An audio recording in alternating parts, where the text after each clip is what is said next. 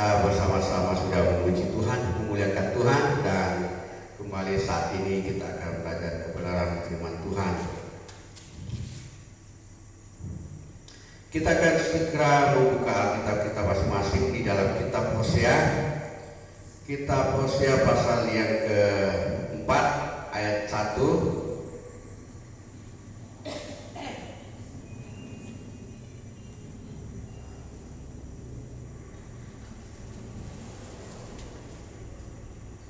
sampai ayat 19. Mari kita berdiri semua.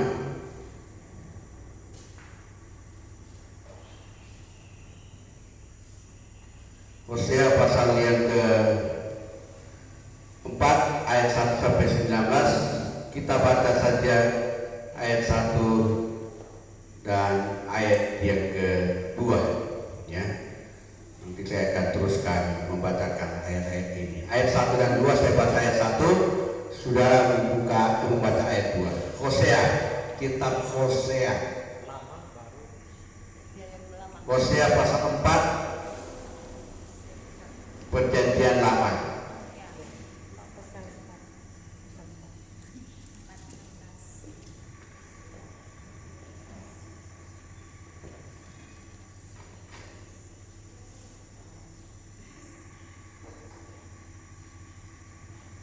Ya, oke, kalau sudah dapat, kita akan baca saja, ya. Hosea pasal 4 ayat 1 dan 2. Saya baca ayat 1 dan saudara menyusul ayat 2, lalu kita aminkan kebenaran firman Allah ini. Oke. Di dalam nama Tuhan Yesus Kristus, perkataan firman Allah demikian. Judul perikopnya adalah menentang iman dan bangsa yang tidak setia. Dengarlah firman Tuhan, hai orang Israel, sebab Tuhan mempunyai perkara dengan penduduk negeri ini, sebab tidak ada kesetiaan dan tidak ada kasih dan tidak ada pengenalan akan Allah di negeri ini. Hanya mengutuk, berbohong, membunuh, mencuri, berzina, melakukan kekerasan dan penumpahan darah, dusul agama. Amin. Silakan duduk. Puji Tuhan. Saudara kekasih di dalam Tuhan, kita melihat kebenaran firman Allah ini sangat luar biasa. Ya, saya memberi judul kebenaran firman Allah ini adalah mendua hati. Ya, dalam pengertian bahwa tidak ada lagi kata setia. Nah, kita mulai lihat saudara kekasih dalam Tuhan, sangat luar biasa bagi kita untuk kita boleh belajar firman Allah ini, bahwa bagaimana kita mau belajar setia kepada Tuhan, bagaimana kita mau belajar mengasihi Tuhan dan mengesampingkan perkara-perkara yang tidak menyenangkan hati Tuhan. Dan saya kira kita sudah melewati semua apa yang Tuhan sudah ajarkan kepada kita, dalam arti bahwa ketika kita terima Tuhan, kita percaya Tuhan, dan harus ada perubahan. Amin. Harus ada perubahan dalam hidup kita. Yang tadinya kita tidak percaya, lalu kita percaya kebenaran Allah. Yang tadinya kita tidak mengenal kebenaran, lalu kita mengerti tentang kebenaran. Ya, yang tadinya kita tidak memahami bagaimana kuasa Tuhan, lalu melewati semua itu kita dapat merasakan bagaimana kuasa Tuhan, lawatan Tuhan terjadi di sepanjang perjalanan hidup kita sebagai anak-anak Tuhan yang dikasihinya. Nah, secara garis besar kitab Hosea ini merupakan ungkapan kepedihan hati Tuhan. Ya, sekali lagi, kitab Hosea ini merupakan ungkapan kepedihan hati Tuhan karena dikatakan umat pilihannya atau bangsa Israel dalam tanda kutip bahwa dia begitu dikasihi Tuhan, ya, begitu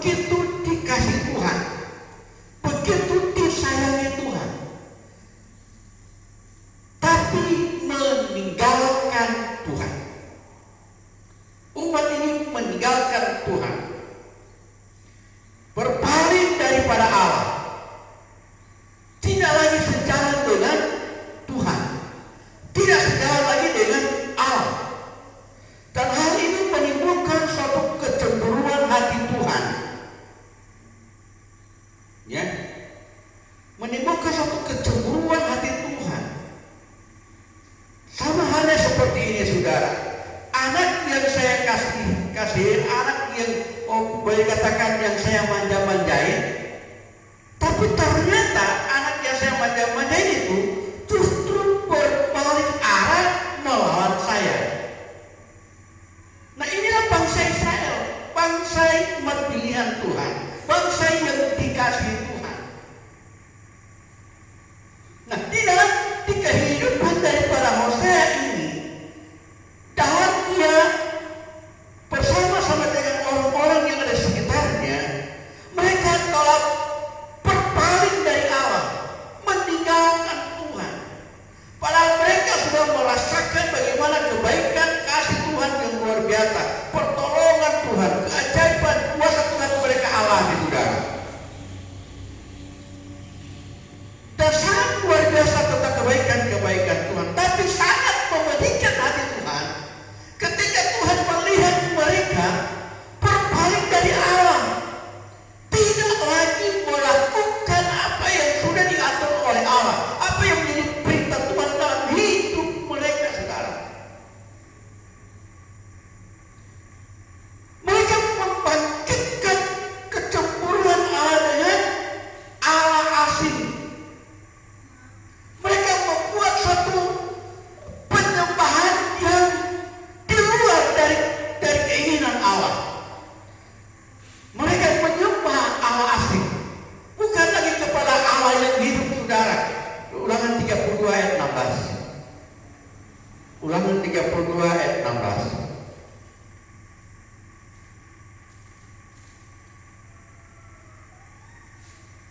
Dalam Ulangan 32 ayat 16 dikatakan sana begini. Mereka membangkitkan cemburunya dengan Allah asing. Mereka menimbulkan sakit hatinya dengan dewa kekejian. Lalu ayat satunya, mereka mempersembahkan korban kepada roh-roh yang jahat, bukan Allah, kepada Allah yang tidak mereka kenal. Ya, Allah baru yang belum lama timbul, yang kepadanya nenek moyangmu tidak getah. Jadi mereka meninggalkan Tuhan dengan cara mau membangkitkan kecemburuan daripada Allah. Mereka perlihatkan tata cara mereka. Saudara kekasih di dalam Tuhan, kita mau sama-sama menarik satu pelajaran di sini. Dan pelajaran sini adalah memberikan pembelajaran bagi kita. Kalau kita sudah percaya Tuhan Yesus, jangan lagi kita mau menyembah ilah lain. Jangan lagi kita percaya kepada Allah lain. So, kalau kita menyembah Allah lain, mengizinkan ilah-ilah lain masuk dalam hidup kita, ini membangkitkan kepedihan hati Tuhan buat kita. Dan kita yang korban. Saudara kekasih di dalam Tuhan. Lalu dikatakan bahwa mereka mempersembahkan korban kepada roh-roh jahat yang bukan Allah. Jadi satu perilaku hidup mereka tidak hanya menyembah Allah asing, tapi memberikan korban-korban mereka kepada ilah-ilah lain, bukan kepada Allah yang benar.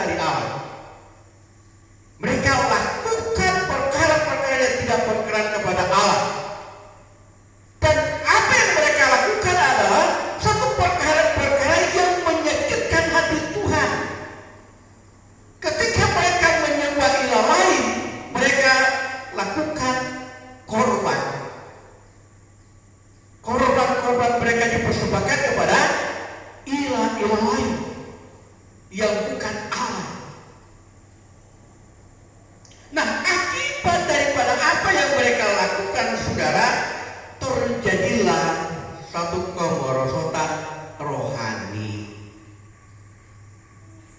Terjadilah satu kehidupan rohani mereka memburuk.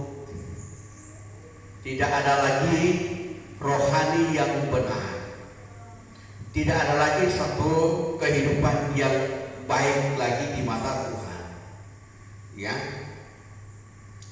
Nah, oleh sebab mereka telah melarikan diri daripada Allah, artinya meninggalkan Tuhan.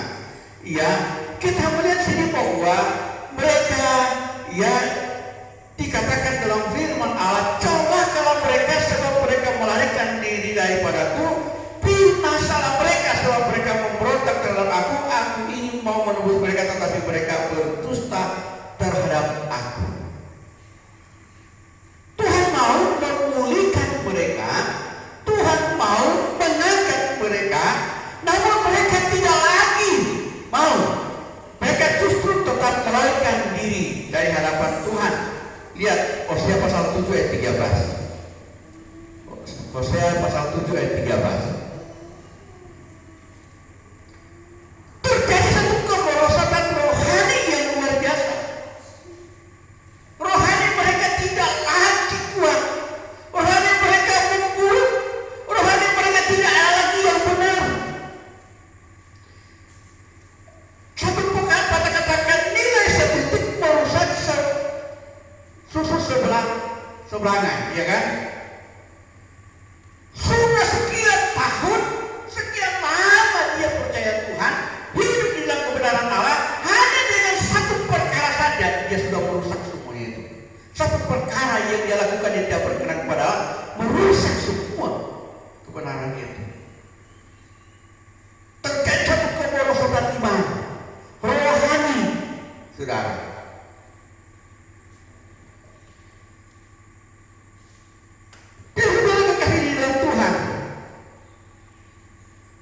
Kita melihat bahwa Tuhan mau memulihkan, Tuhan mau mengubahkan mereka, mengingatkan mereka, tetapi sakitnya mereka sudah keras kepala, tidak mau mendengar. Maka apa yang terjadi, saudara? Kita lihat Hosea diperintahkan oleh Tuhan. Artinya begini, seorang ayah terhadap anak.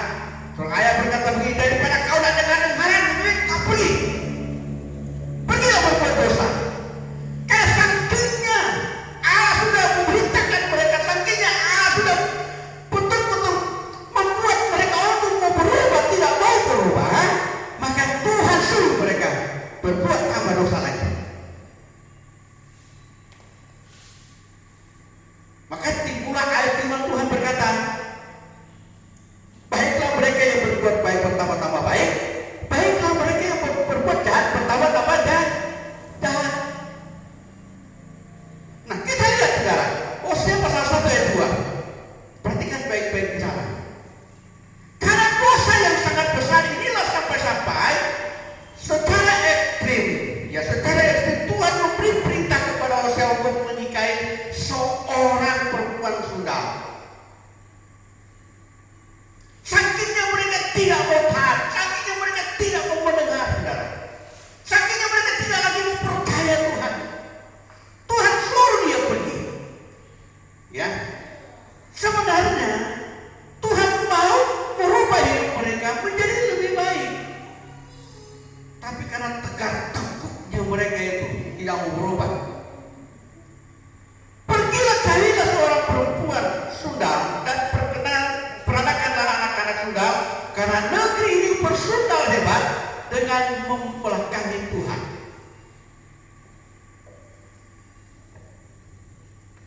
Saya kaget, saudara, ketika saya baca ayat firman Tuhan ini, ya, begitu sangat ngeri sekali. Kalau kita sudah sakitnya tidak mau taat Tuhan, mendengarkan perintah Tuhan, kalau sampai-sampai Tuhan perintahkan, saudara jangan tidak bisa kita mau tolak, pasti terjadi. Karena ini ucapan ilahi, perkataan Tuhan. Ya, resikonya besar, saudara. Tapi untungnya dalam perjalanan hidup Hosea, setelah dia mengawini perempuan Suda dari keturunan demi keturunan, pada akhirnya mereka dapat diubahkan. Ya, mereka dapat diselamatkan, tapi tidak semua. Hanya mereka yang percaya. Itu bangsa Yehuda. Saya tidak sampai sana, saya mengambil bagian-bagiannya saja sekarang. Ya, kita lihat. Nah, keadaan ini jauh berbeda dengan gereja Tuhan di masa sekarang ini, saudara. Betapa banyak orang percaya tidak lagi mengasihi Tuhan dengan sepenuh hati. Ya, sangat-sangat mengerikan, saudara. Ketidaktaatan, ketidakdengar-dengaran membelakangi Tuhan. Ya, mereka tidak lagi setia kepada Tuhan dan menduakan hati mereka. Ya, menduakan hati mereka, meninggalkan kasih terhadap Tuhan. Kita lihat di dalam Wahyu, ya. Kita Wahyu pasal 2 ayat 4. Inilah yang terjadi, saudara. Ayat 4 katakan begini. Namun demikian aku mencela engkau karena engkau telah meninggalkan kasihmu yang semula. Kasihmu yang semula. Apa itu kasihmu yang semula? Kasihmu yang semula pengertian adalah cinta mula-mula. Waktu bertobat, waktu terima Tuhan, sukacita yang luar biasa. Sukacita yang tidak dapat dipendam. Dia bergelora, hatinya bergelora mencintai Tuhan, hatinya bergelora menyayangi Tuhan, mengasihi Tuhan. Tapi sangat disayangkan, apa yang sudah menjadi niat baik awalnya, cintanya yang luar biasa di hadapan Tuhan, dia lupakan semuanya itu. Dia tinggalkan kasih itu. Kasih yang menyatukan hati kita dengan Tuhan, dia tinggalkan. Ya, inilah yang saya katakan membuat hati Tuhan pedih, membuat hati Tuhan sakit. Saudara kekasih dalam Tuhan,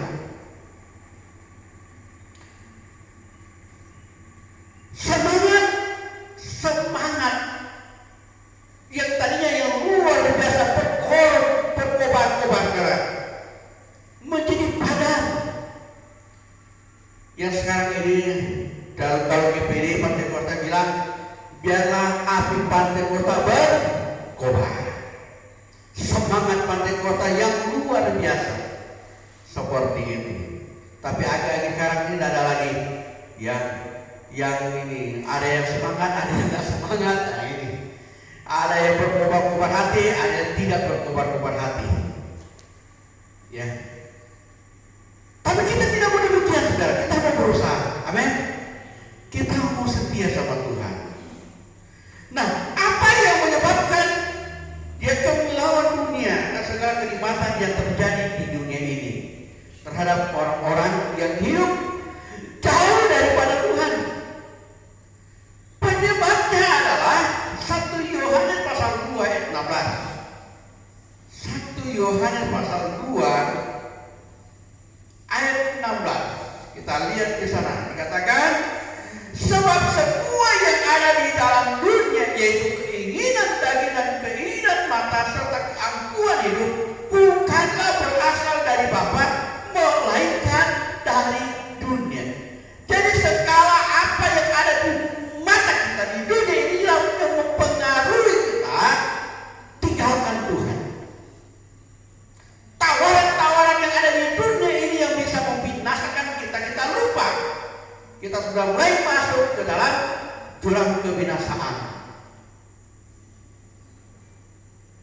Kita mulai lupa dan kita mulai meninggalkan kebenaran-kebenaran Allah.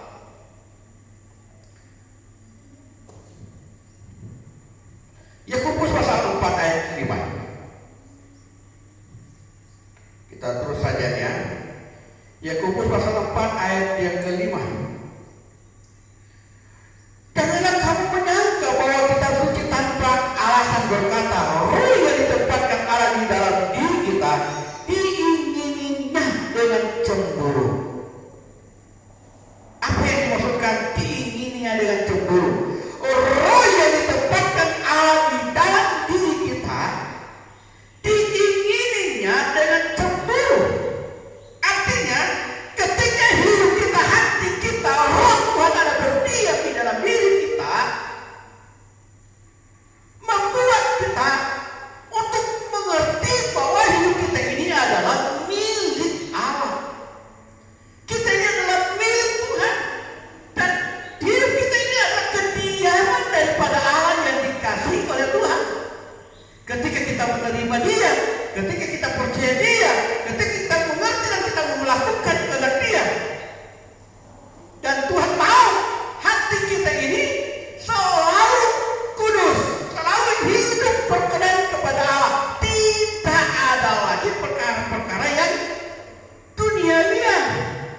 Tidak ada lagi perkara-perkara yang menyakitkan hati Tuhan, tetapi yang ada di dalam hidup kita, roh dengan roh Allah menyatu di dalam diri kita, membuat kita untuk senantiasa melangkah dengan benar, berjalan di dalam kebenaran Allah.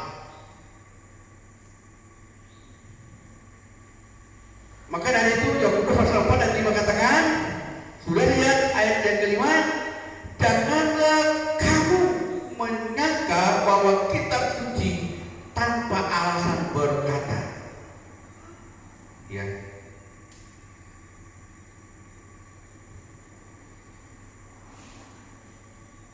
diinginnya dengan cemburu.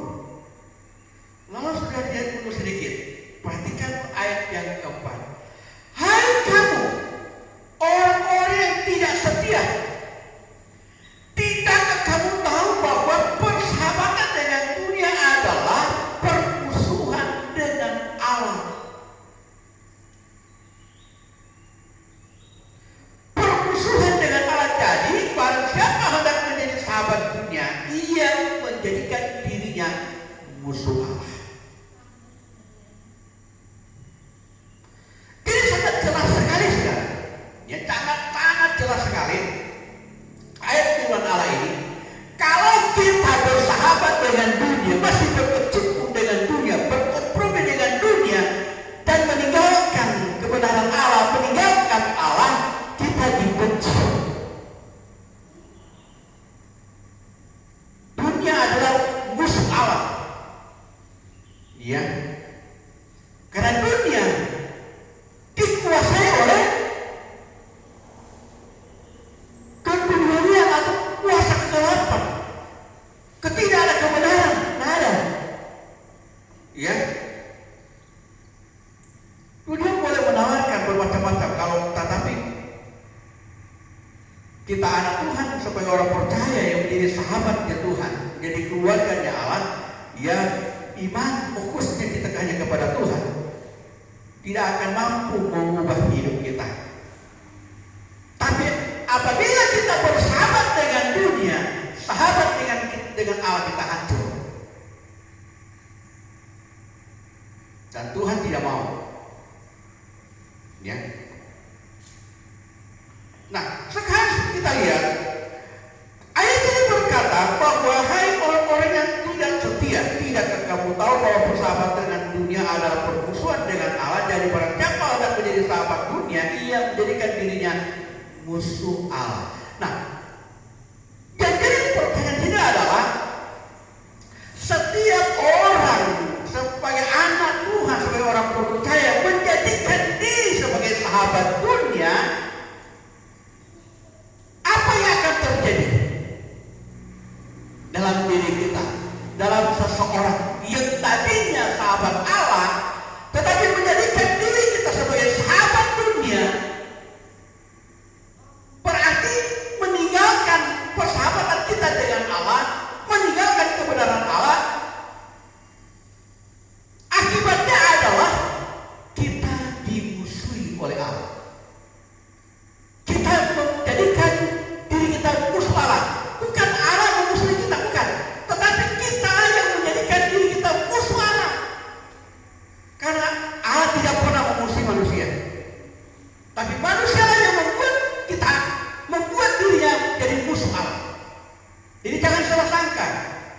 Kalau kita berpikiran, oh kita Tuhan memusuhi kita, tidak.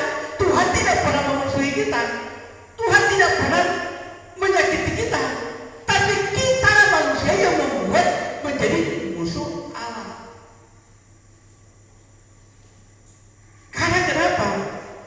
Karena kita udah percaya Tuhan, tapi ketika kita sudah percaya Tuhan, menikmati berkat Allah, menikmati kebaikan Tuhan, malah kita berbalik, kita lagi tinggalkan Dia, kita melupakan Dia lagi, lalu kita berbalik ke duniawi.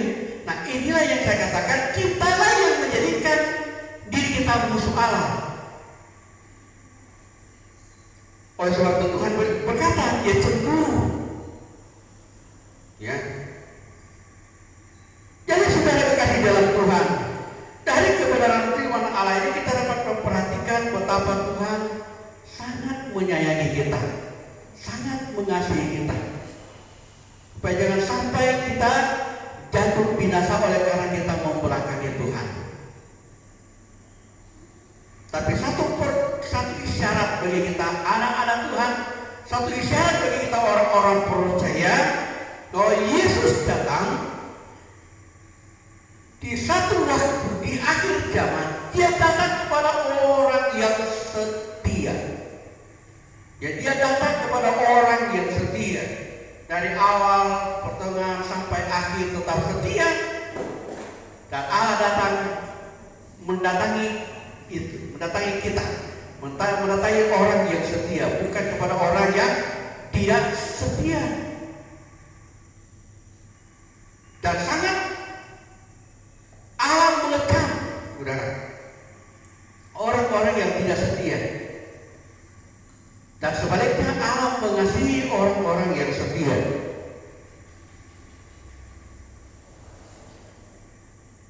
Jadi saudara kekasih di dalam Tuhan, melihat kehidupan kita sebagai orang percaya, kita bisa mengambil satu pembelajaran di sini.